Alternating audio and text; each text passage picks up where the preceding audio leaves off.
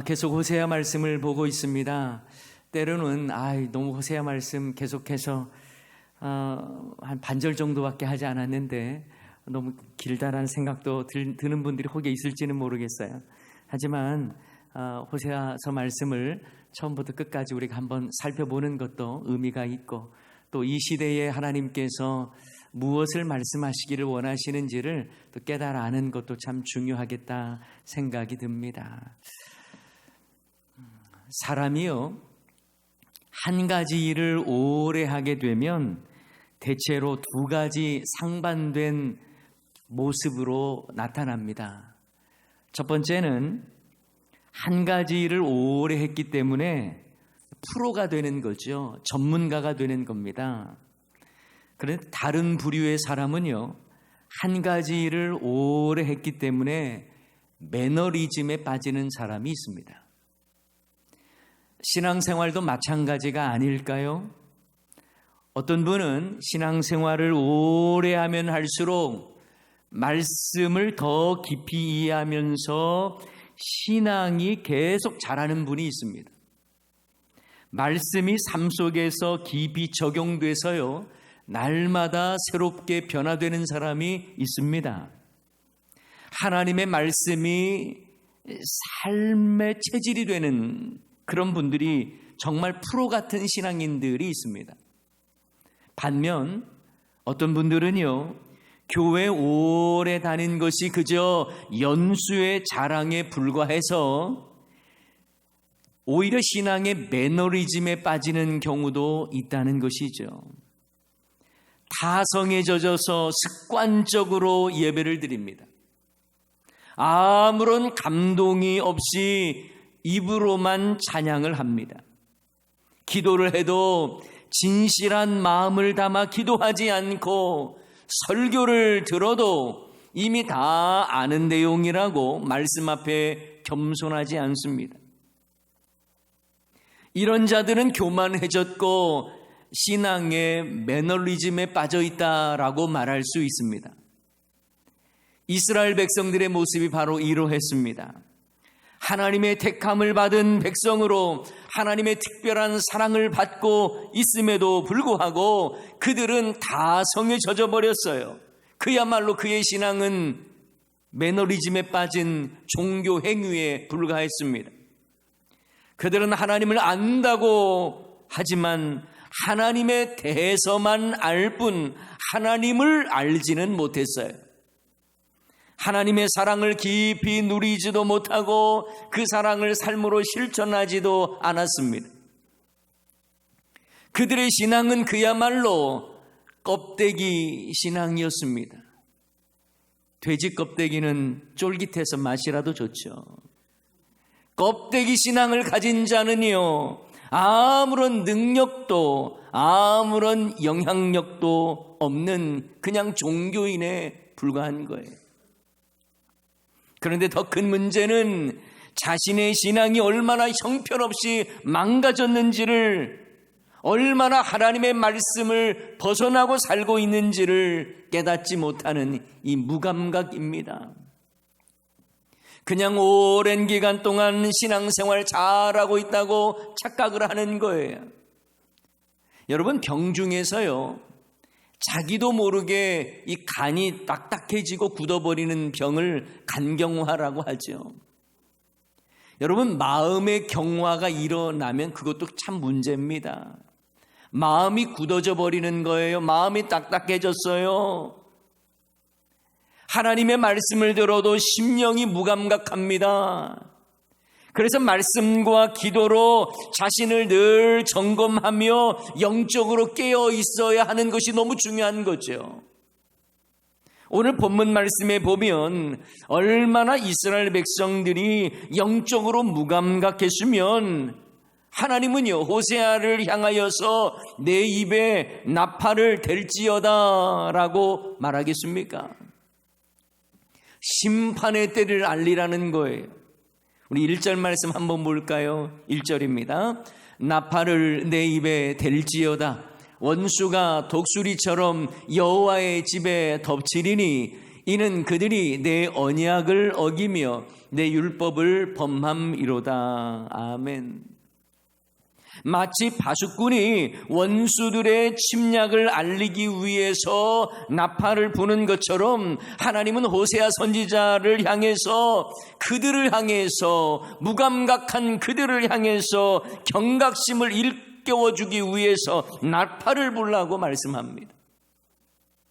그들이 하나님과의 언약을 어기고 말씀대로 살지 않았기 때문에 원수가 독수리처럼 여호와 집을 덮칠 것이다라는 그 경고의 메시지를 전하라는 거예요.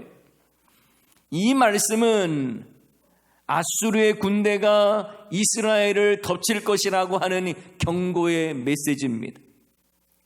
자, 그렇다면 원수들이 독수리처럼 여호와 집에 덮치게 된다는 것을 알았다면 이스라엘 백성들이 뭘 해야 할까요? 당연히 회개하면서 하나님의 은혜를 구하고 하나님의 뜻대로 살아야겠죠. 그런데 그들은 여전히 뻣뻣합니다. 그리고 이렇게 말하죠. 2절 말씀에 그들이 장차 내게 부르짖기를 나의 하나님이여 우리 이스라엘의 주를 아나이다 하리라. 무슨 말입니까? 그들은 자신에게 임하는 심판에도 회개하기는커녕 나의 하나님이여 우리 이스라엘의 주를 아나이다. 앞에서 말씀드렸던 것처럼 이 안다라고 하는 개념은요, 그들은 그저 피상적으로 아는 거예요. 지식적으로 아는 거예요. 하나님을 깊이 체험하고 친밀하게 아는 것이 아닙니다. 그러나 하나님은 그들의 실상을 보여줍니다. 3절 말씀이에요. 이스라엘이 이미 선을 버렸으니 원수가 그를 따를 것이라. 그들이 선을 버렸다, 이 말은 선을 행하기를 아주 싫어한다는 말입니다. 말로는 하나님을 안다고 말을 해요. 그러나 삶으로는 전혀 하나님의 백성답게 살지 않습니다. 선을 버려버렸어요. 여러분, 아는 것과 사는 것은 별개일 수가 없습니다. 하나님을 아는 것과 하나님의 말씀대로 사는 것은 따로따로가 될 수 없어요. 하나님을 안다는 것은 바로 하나님의 뜻대로 말씀대로 살아가는 것을 의미합니다. 요한일서 2장 3절 말씀 우리 다 같이 한번 읽어볼까요? 시작. 우리가 그의 계명을 지키면 이로써 우리가 그를 아는 줄로 알 것이요. 우리가 주님을 안다라고 하는 것은요, 그의 계명을 지키는 것과 다르지 않아요. 그런데 그들은요, 하나님과의 언약을 어기고 율법을 범하면서 말로만 하나님을 안다고 했을 뿐 정작 하나님이 원하시는 삶을 살지 않았습니다.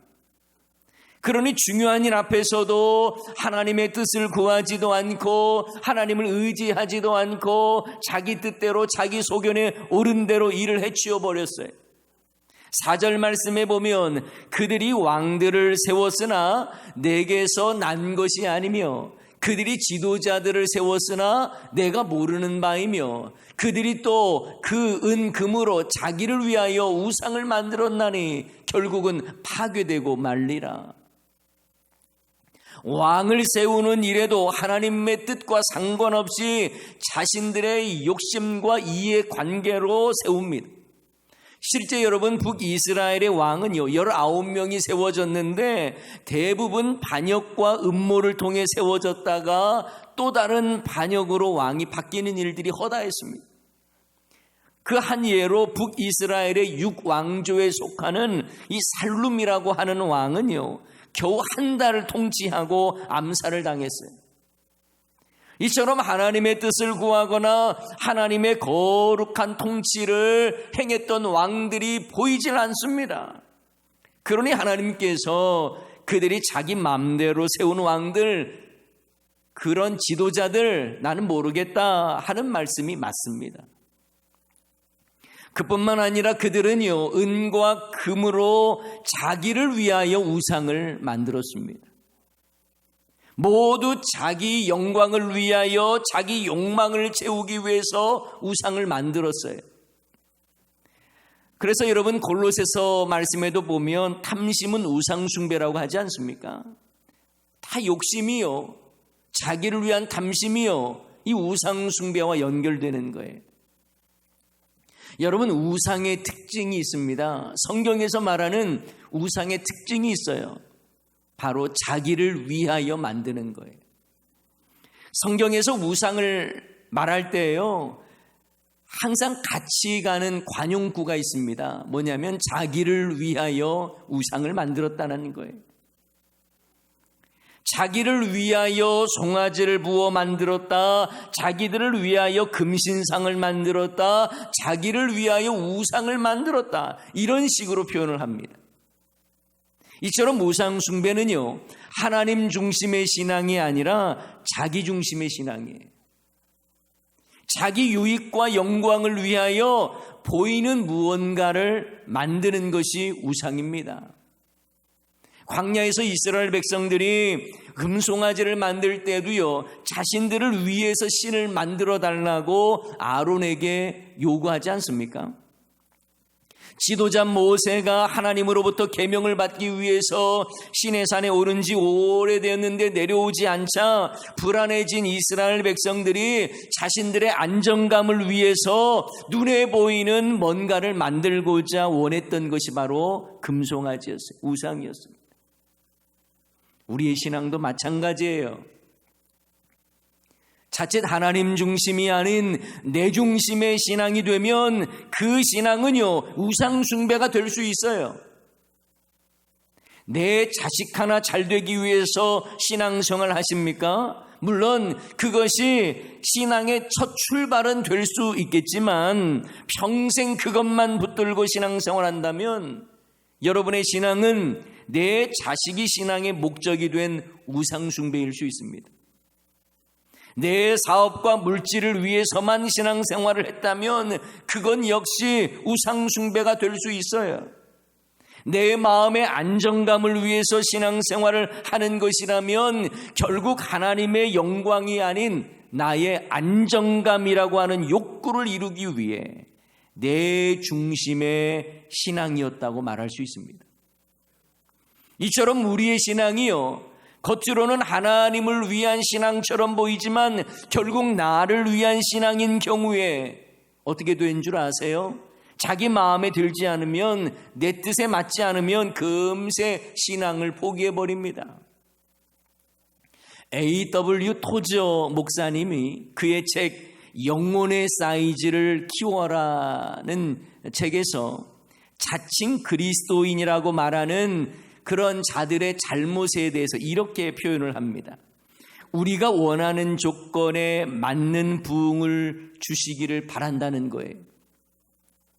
그의 표현을 빌리자면 전능하신 분의 팔을 우격다짐으로 움직여 우리의 뜻대로 사용할 수 있는 것으로 착각한다라는 거예요. 우리가 하나님의 뜻대로 순종하겠다라는 하나님 중심의 신앙이 아니라 내 뜻을 이루기 위해서 하나님을 사용하겠다라고 하는 나 중심의 신앙이 문제라는 겁니다. 과연 여러분의 신앙은 어떤 신앙입니까? 하나님 중심입니까? 아니면 내 중심의 신앙입니까? 오늘 본문에 나오는 북이스라엘 백성들의 모습이 바로 그러했어요. 그들이 하나님을 모르는 것 아니에요. 종교적인 행사와 제사도 드렸습니다. 그러나 그들은 하나님을 머리로만 아는 종교인에 불과했어요. 그들의 심령은 완악했습니다. 하나님을 두려워하지도 않았어요. 선을 행하지도 않고 자기를 위하여 우상을 만들었어요.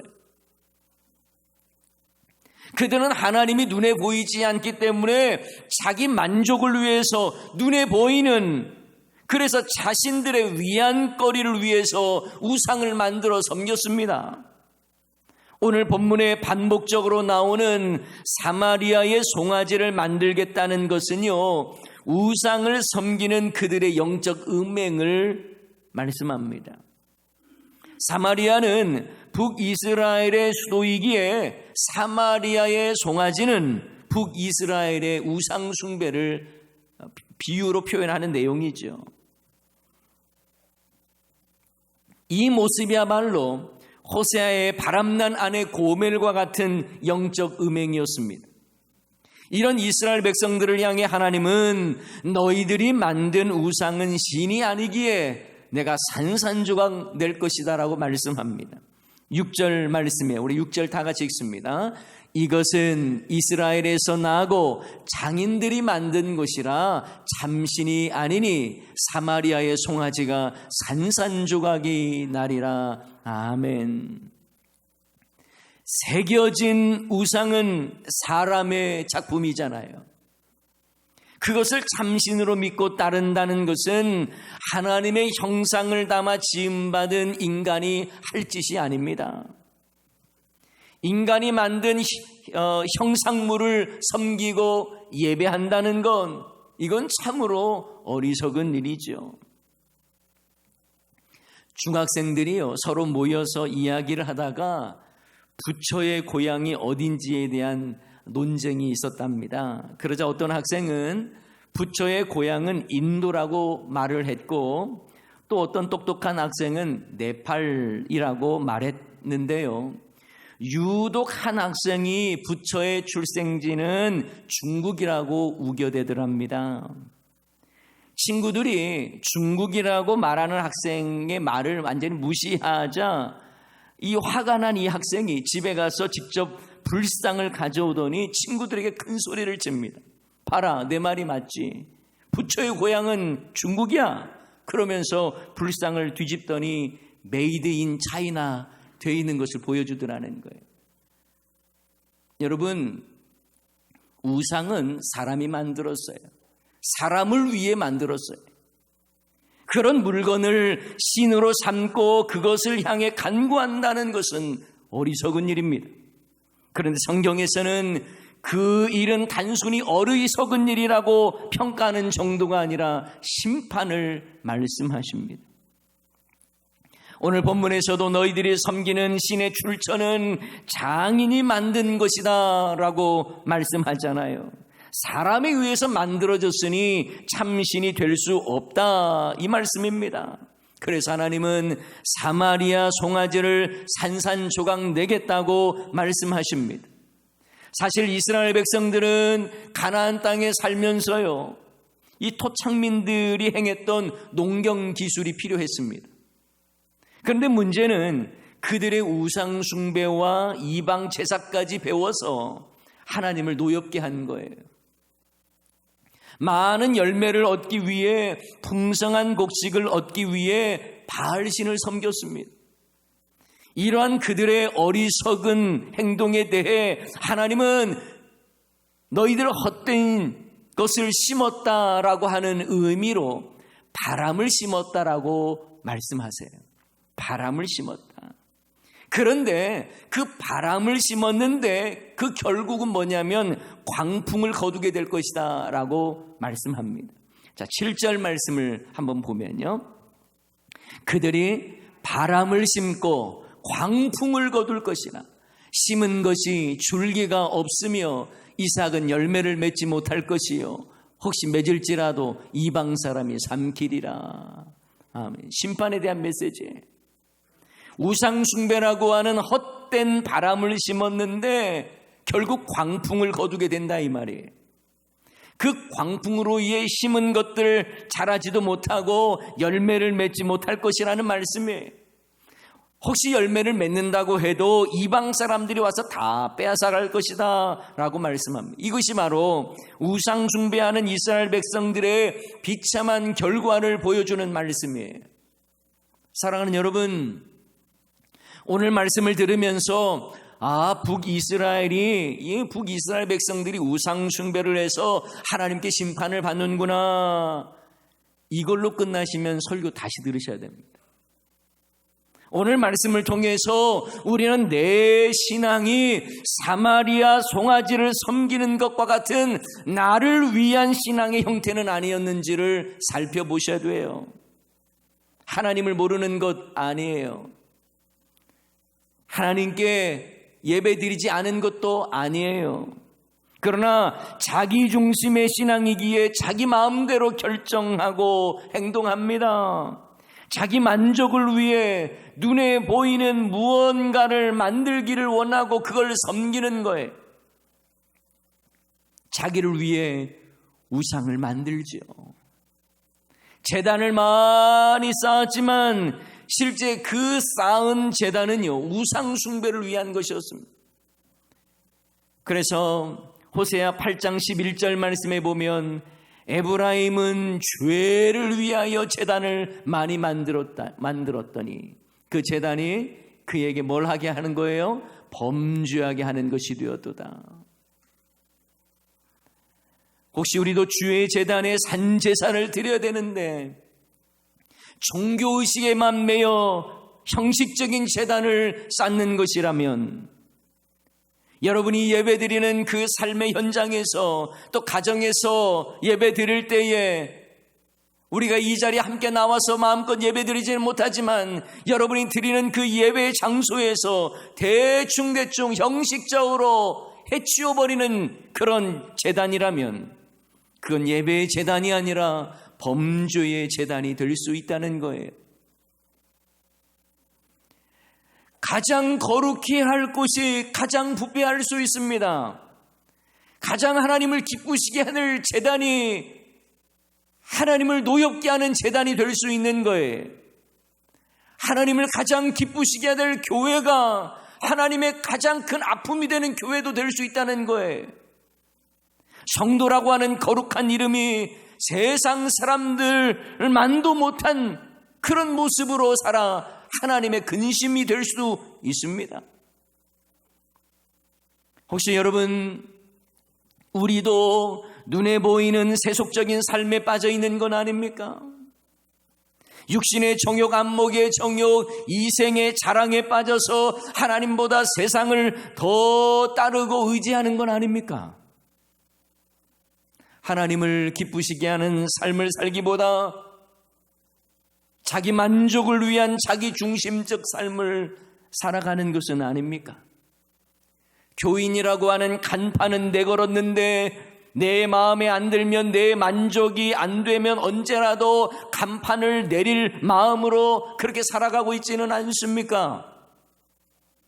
그래서 우리의 신앙이 하나님 중심이 아니라 내 중심의 모습은 아닌지, 하나님 나라를 위한 것이 아니라 세상에서 내 영광을 위한 제국을 만드는 것이 신앙생활의 목적이라면 여러분, 우리는 회개하며 스스로를 점검해야 합니다.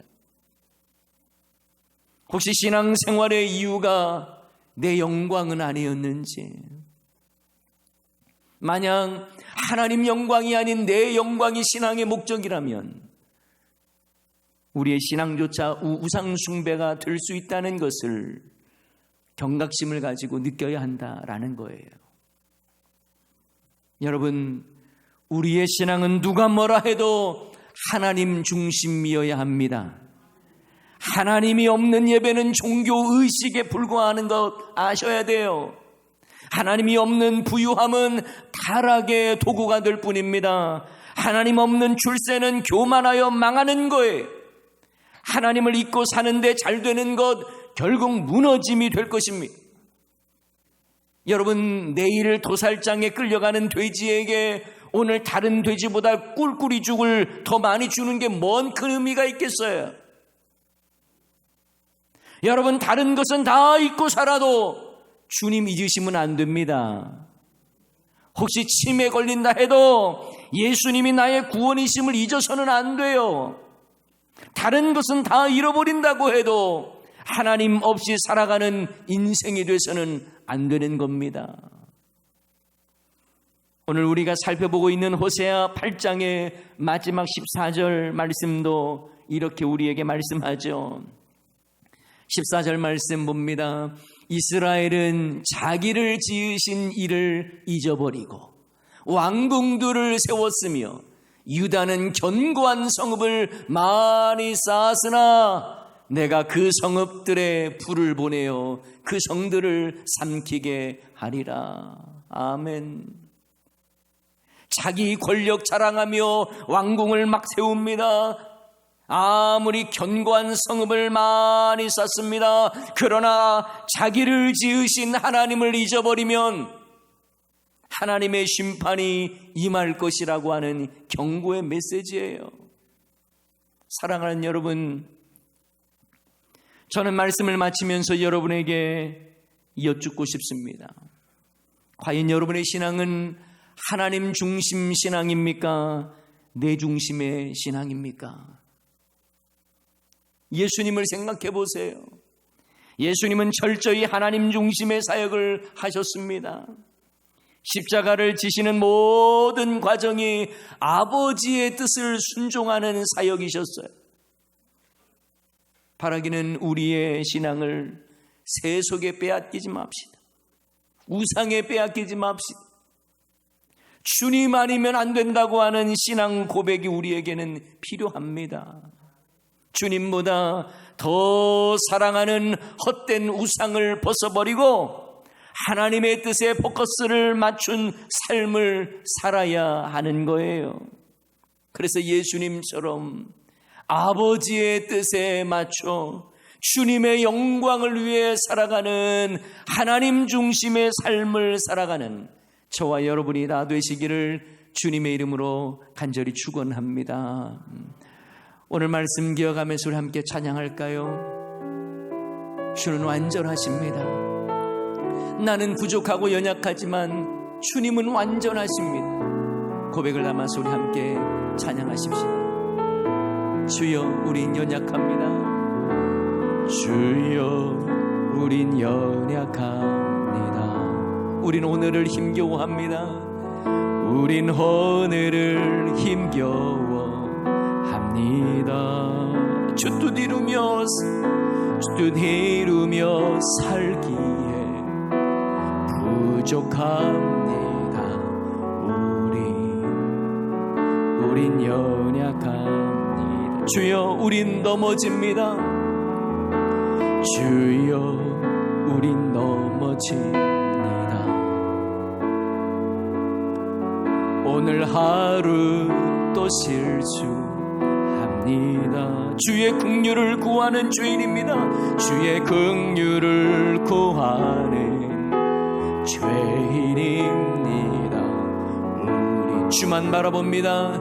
주만 바라봅니다. 한없는 주님의 은혜, 한없는 주님의 은혜,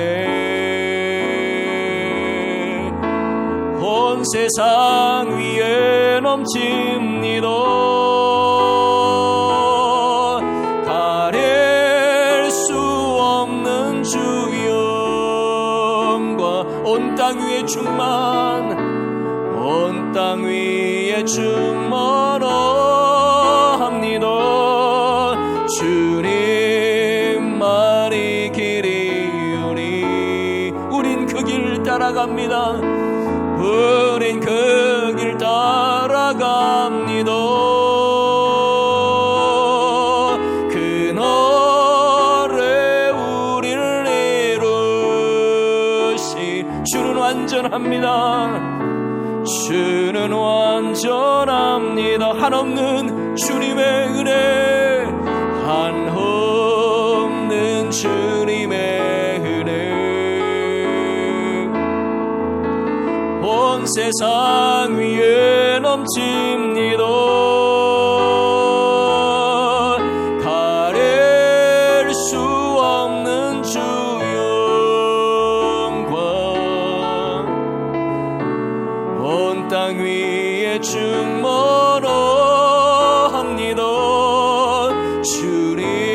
주님만이 길이오니 우린 그 길 따라갑니다. 우린 그 길 따라갑니다. 그날에 우리를 이루시 주는 완전합니다. 주는 완전. 우리 한 번 더 고백하게 합시다. 한없는 주님의 은혜, 한없는 주님의 은혜, 온 세상 위에 넘칩니다. 온 세상 위에 넘칩니다. 가릴 수 없는 주여, 온 땅 위에 온 땅 위에 충만합니다. 주님만이 길이 되시고 소망이 되십니다. 우린 그 길을 따라갑니다. 우린 그 길 따라갑니다. 그날에 우릴 이루신 주는 완전합니다.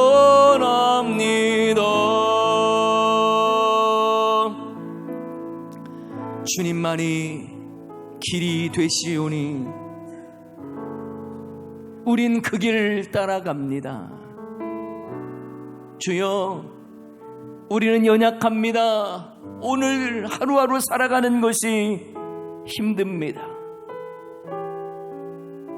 그러나 하나님의 이루신 일들을 기대하면서 그 길만이 생명의 길이요, 주님만이 우리 인생의 유일한 길이오니 그 길 가겠습니다. 이런 고백이죠. 여러분, 하나님 중심의 신앙, 내 중심의 신앙, 어쩌면 겉모습은 별로 달라 보이지 않습니다. 그러나 내 중심의 신앙은 지극히 세속적이고 지극히 감정적이고 내 소견에 오른 대로 살아가는 그 길이에요. 내 방식대로 종교 행위만 할 뿐입니다. 그러나 우리는 주님이 원하시는 그 길을 걸어가며 주님의 영광을 위해 살아가며 주님 뜻대로 순종하는 삶을 살아가는 거죠. 우리의 모습은 어떻습니까? 하나님 중심의 신앙입니까? 내 중심의 신앙입니까? 이 시간 우리가 마음을 모아서 우리 함께 기도할 때에 주여, 하나님 중심의 신앙, 주님의 영광을 위하여 나를 드릴 수 있는 그런 신앙 되기를 원합니다. 이러한 고백을 담아서 우리 다 같이 한 목소리로 기도하도록 하십니다. 다 같이 기도하겠습니다. 하나님 아버지여, 크신 은혜와 사랑으로 우리를 붙잡아 주세요. 하나님 중심의 신앙으로 살아가기를